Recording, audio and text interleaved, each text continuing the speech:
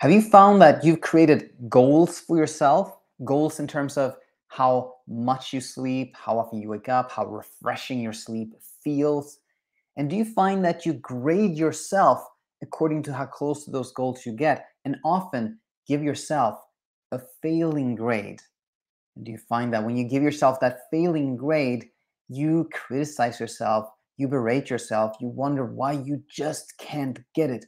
Well, if this is the case, it probably turns out that you have tricky goals, goals that are not helpful. And today we're going to look at a goal that can be life changing. In fact, this very week, someone told me that she felt like she had gotten her life back thanks or in big part thanks to this goal, or a variation of this goal. What she said was really that she changed how she looked at success, and that made a huge difference for her.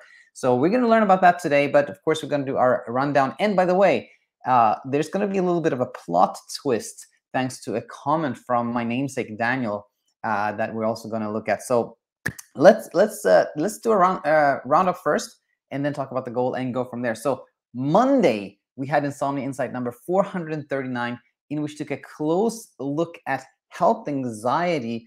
I think can be really helpful if you feel like you had hypochondria, health anxiety. And as someone pointed out in the comment section to that video, oftentimes when we have trouble sleeping and we also have this health anxiety, it's like, it compounds it, because we think, oh, if I don't sleep, then this is going to happen. And if we already have a little bit of health anxiety, can get really tricky. So really helpful episode if that sounds familiar to you. Now, Tuesday, we had Heard Online, episode number 15, where we took a look at a New York Times article on sleep debt.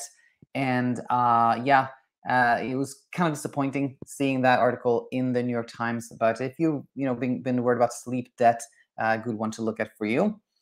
Wednesday, we had Insomnia Open Class, which is a live 20-30 minute live episode where I answer questions from the NATO Nation here.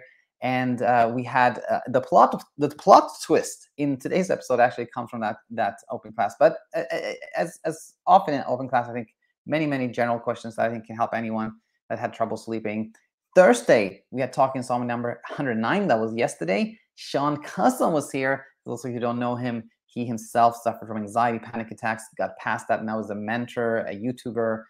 He is a entrepreneur. He has a group coaching program, etc. And it was wonderful. It was amazing talking to him, actually. And it was almost uncanny how similarly he sees things as how we see things here in our community as well. Really great episode where we talk about the universal truths that really help with anxiety, panic attacks, insomnia, and I believe actually everything we humans struggle with. Now, with that said, let's talk about the goal that I think can be so helpful. And before that, take a look at the tricky goals. So the thing is that when we have trouble sleeping, we're sleeping less, right? So it's very logical, natural that we think, okay, to fix this, the solution is just to sleep more, and a natural consequence of that is creating goals. And these include like these quantifiable, measurable goals, and those include like measuring how much we slept, how many times we woke up, how deep the sleep felt, etc.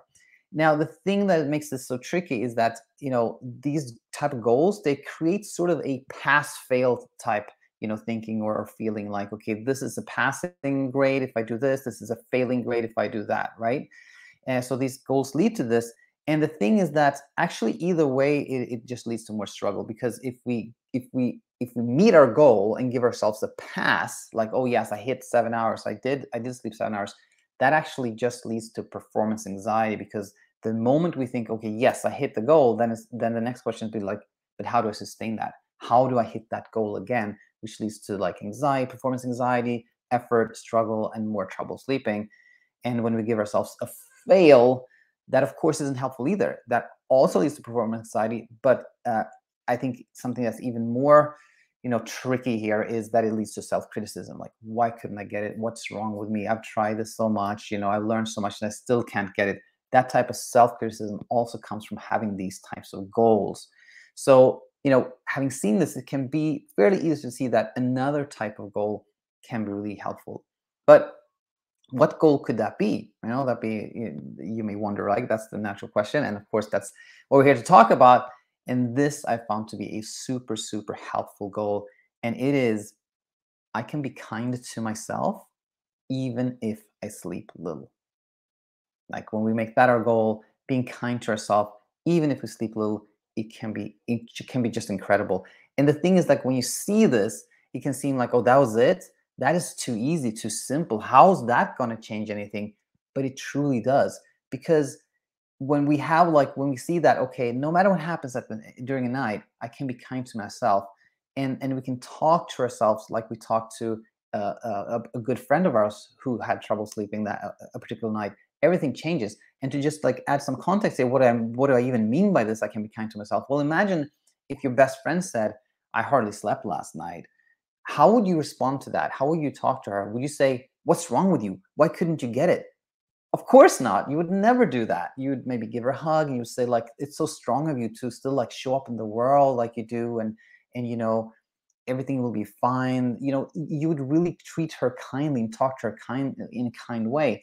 And what that does is it takes us away from the pass fail thinking. It takes us away from performance anxiety, away from self-criticism. And when there is none of that, when there's no pressure, no performance anxiety, no criticism, peace of mind and peaceful sleep will happen. It is just inevitable. So this goal looks so simple. It looks like too simple, but I believe it can truly be life-changing. And that was it for today. I'm just kidding. Of course, I promised a plot twist, and there is a plot twist. So, and this actually came to in the comment section of Wednesday episode where I talked about this change in how we look at success, right? And so Daniel said, what if measuring success, independent of the measurement choice, is a type of critique in and of itself? What if all is just what it is, right? And I think Daniel brought, this is so spot on, because you could make the case that having any type of goal is problematic, because if you have any type of goal, well, there you create a pass fail again, right? And I think what Daniel says is so true, that we actually have peace of mind and peaceful sleep where we don't have any goals at all. But when we've been in this struggle and we want to leave a struggle, then sometimes we have to put in a little bit of effort to arrive where there's no effort. In other ways to say that is that we can have a goal that leads us to a place where there are no goals, or having a goal can help us find ourselves where there are no goals, where there is no struggle. We don't even think about this and things just happen by itself. So that's a little plot twist here that I think can clarify and help. So with that said, I hope you had a wonderful week with us, and thanks for being here. And as always, if you find everything you need here, if you put the pieces to the puzzle together yourself, and you're finding your way to where you want to be, that is wonderful. Please let us know. However, it can be tricky.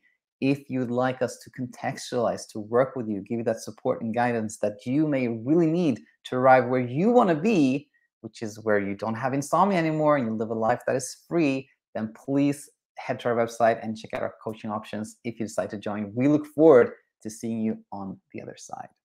With that said, again, have a wonderful weekend. Look forward to having you here next week. Bye for now.